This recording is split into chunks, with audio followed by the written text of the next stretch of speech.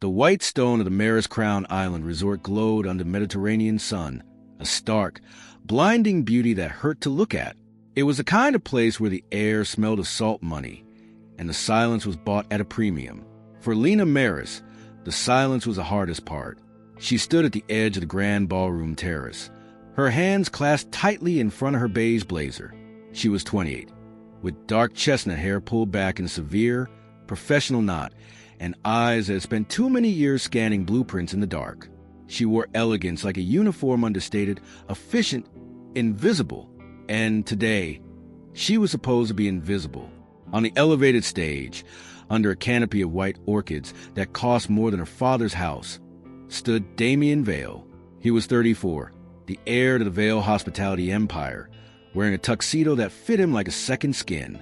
He looked every inch the king of this island. His smile was polished, his chin lifted toward the cameras of the international press. Beside him stood Princess Alessia Lauron. Her wedding gown was a cascade of French lace, her blonde hair pinned with diamonds. She looked like a statue carved from ice and entitlement. Ladies and gentlemen, Damien's voice echoed through the sound system, rich and warm. This island, this vision, represents a new dawn, and none of it will be possible without the brilliant, aristocratic intuition of my fiancée, Alessia. She has reshaped the very soul of Maris Crown. A round of applause rippled through the crowd of billionaires and minor royalty. Lena didn't clap. Her fingers were digging into her palms. Aristocratic intuition. That was a lie.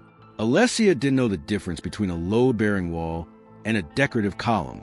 Every path on this island, every view, every line of the chapel had been drawn by Lena. She had spent 5 years pouring her soul into the rock and soil of this place. And Damien knew it. Lena watched him. She waited for his eyes to find hers. Just for a second. She waited for the subtle nod to private acknowledgement they had shared for 3 years in the shadows. He used to whisper that she was the heart of the island, while he was just a name on the deed. But Damien didn't look at her. He looked through her. Later that evening, the humiliation sharpened. Lena stood by the service entrance of the VIP lounge, a leather folder clutched to her chest. Inside were the final logistics for the broadcast. She needed Damien's signature on a zoning variancy of boring, technical detail that would allow the Royal News crews to park on the North Cliff. She saw him near the bar, loosening his tie. Alessia was gone, likely being preened by her entourage. Damien, Lena said, stepping forward. Her voice was low, meant only for him. He froze. When he turned, his expression wasn't one of relief or love. It was irritation. Lena, he said, his voice flat. We talked about this. The staff entrance is for staff. The gala is for guests.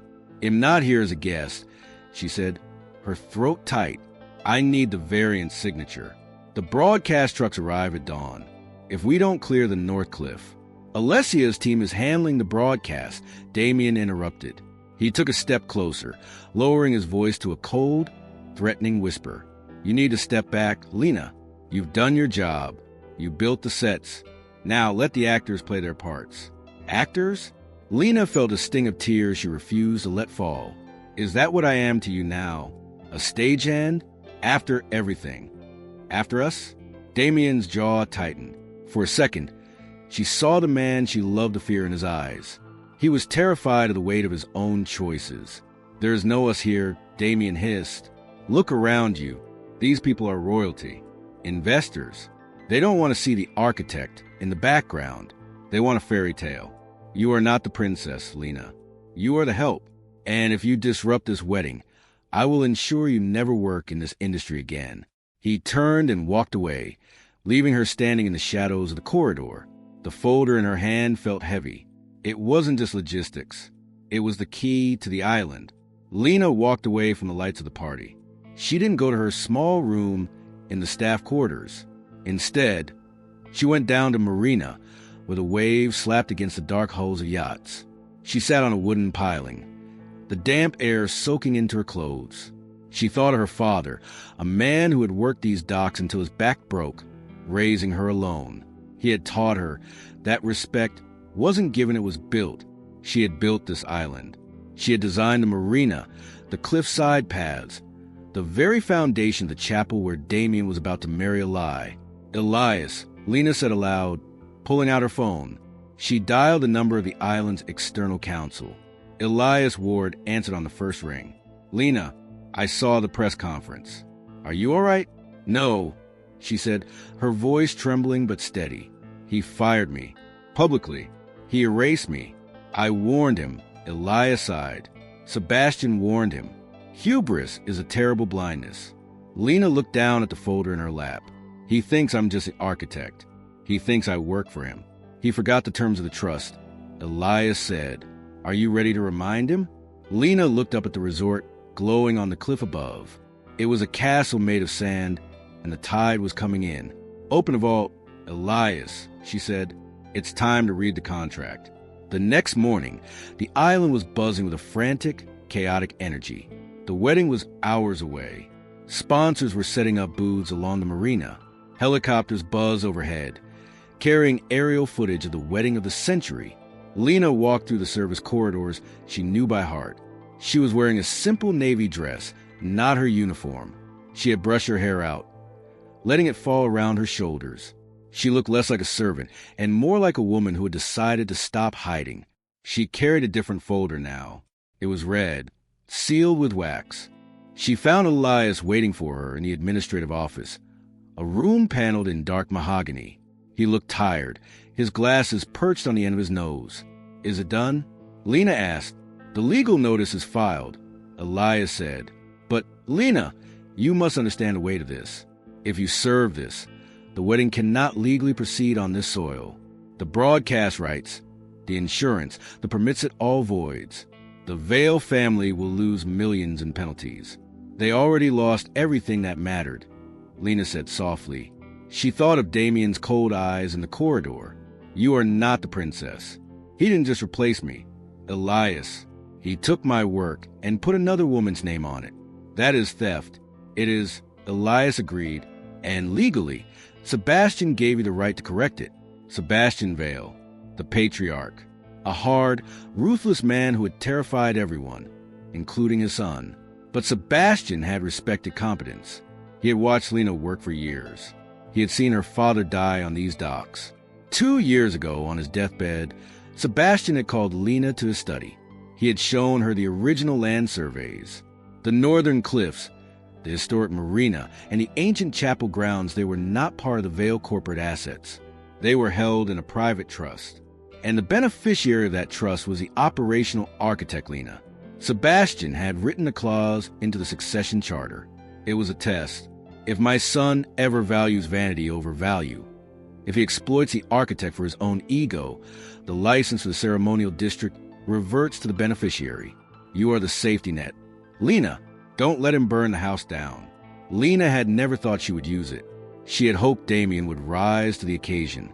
She had loved him, believing he would one day stand up to the world for her. She had been wrong. Let's go, Lena said. The ceremony was set for 4:00 p.m. The chapel was an open-air structure perched on the cliff edge, framed by the endless blue of the sea. White flowers cascaded down the stone pillars. A string quartet played Vivaldi. The guest list included 3 heads of state, a dozen movie stars, and the creme of the European aristocracy. Alessia stood at the entrance, glowing in her triumphant victory. She held a bouquet of white roses, her smile practiced and predatory. Damien stood at the altar. He looked handsome, successful, and entirely hollow. He adjusted his cufflinks, his eyes scanning the crowd. The investors were happy. The press was ecstatic. The stock price was up. Everything was perfect until the music stopped. It wasn't a dramatic record scratch. It was a quartet putting down their instruments, looking confused. The ushers at the back doors began whispering urgently. Damien frowned. He gestured to the wedding planner, a frantic woman with a headset. What is it? Why is there a delay? The planner looked pale. Sir, we have a problem. The broadcast trucks. They're being told to leave. Leave? Damien laughed. Don't be absurd. Call security. Security won't move, sir, she stammered. They say the permits have been revoked. Revoked? Alessia's voice cut through the air. She had marched down the aisle, ruining her own entrance. Who dares? Then the double doors at the back of the chapel opened wide. Lena walked in. She didn't skulk. She didn't rush. She walked with the slow, deliberate pace of someone who owned the ground beneath their feet. The sunlight from the doorway silhouetted her. Gasps rippled through the pews. "That's the event girl." Someone whispered. "I thought she was fired." Lena walked straight down the aisle. The crowd parted, sensing a shift in atmospheric pressure they couldn't quite name. Damien stared at her. "Lena, what are you doing?" "Get out." "Security. Call them," Lena said, her voice ringing clearly against the stone walls. "But they won't help you. They work for the estate. And as of 10 minutes ago, the estate doesn't have permission to be here." Alessia stepped forward, her face twisting in a sneer. "This is pathetic. Are you really making a scene?" "Damien, have her dragged out." Damien, however, was looking at the red folder in Lena's hand. He recognized the seal. It was his father's personal Cresta one, used only for the highest level of family decrees. "Lena," Damien said, his voice losing its bravado. "What is that?" Lena stopped 5 feet from the altar. She opened the folder and pulled out a single sheet of vellum paper. "You stood here yesterday," Lena said, addressing the crowd, "and you heard Mr. Vale credit Princess Alessia with a vision of this island." Murmurs. Phones were coming out. Cameras were rolling. The live stream, still active on the giant screens outside, showed Lena's face in high definition. "That was a lie," Lena continued. "The design, the logistics, the structural integrity of this cliff. It was mine. My father maintained these waters. My mother's family held the deed to this rock before the Vallas ever bought a hotel room. And I," Lena said, her voice turned to steel, "hold the licensing rights to the ceremonial district, which includes this chapel, the marina, and the broadcast zones." Damien took a step back. "You can't be serious." We are getting married in 20 minutes. "Not here, you aren't," Lena said. "I am invoking the Guardian Clause, Article 14 of the Vale Maris Accord. In the event of exploitation or misattribution of the architect's work, the operational license is nullified." "You're ruining us," Alessia shrieked. "Do you know who I am?" "I know exactly who you are," Lena said calmly. "And I know who I am. I am the owner of the land you are standing on, and I am asking you to leave. You can't do this." Damien shouted, panic cracking his voice. "Lena, please, we can talk about this. I was angry. I was under pressure. I love you. You know I do." The crowd gasped. A confession of an affair on his wedding day. The sponsors in the front row turned purple. The investors began making calls to their lawyers. Lena looked at Damien. She saw the fear. She saw the desperation. And for the first time in 3 years, she didn't feel the urge to fix it for him. "You don't love me, Damien," she said. "You love what I do for you. You love that I make you look like a king. But a king isn't a king if he steals his crown." She handed the paper to Elias, who had entered behind her. "This is a cease and desist order," Elias announced, his lawyer voice booming. "Continuing this event constitutes trespassing on private trust property. The live broadcast has been cut due to lack of license. The sponsor contracts are now in breach. You have 5 minutes to vacate the premises." Chaos erupted. Alessia threw her bouquet on the ground, screaming at the photographers to stop filming. Guests scrambled for the exits. The string quartet packed up their violins. Damien stood alone at the altar. The kingdom he had built on a foundation of lies was crumbling around him. He walked toward Lena. "Lena, don't do this. We can rebuild. It'll give you credit. It'll put your name on the door. Just sign the permit." Lena looked at him. She saw the boy who had drawn plans on a napkin and the man who had sold his soul for a title. "No," she said, "the permits stay with the land, and the land stays with me. You can keep the hotel, Damien, but the heart of the island, that was never yours to sell." She turned and walked out the way she came, into the bright Mediterranean sun. She didn't look back. She didn't need to. The sound of Damien Vala's career collapsing behind her was music enough. 6 months later, the resort was still there, but the name on the cliffside chapel had changed. It wasn't the Vale Wedding Chapel anymore. It was simply called the Maris.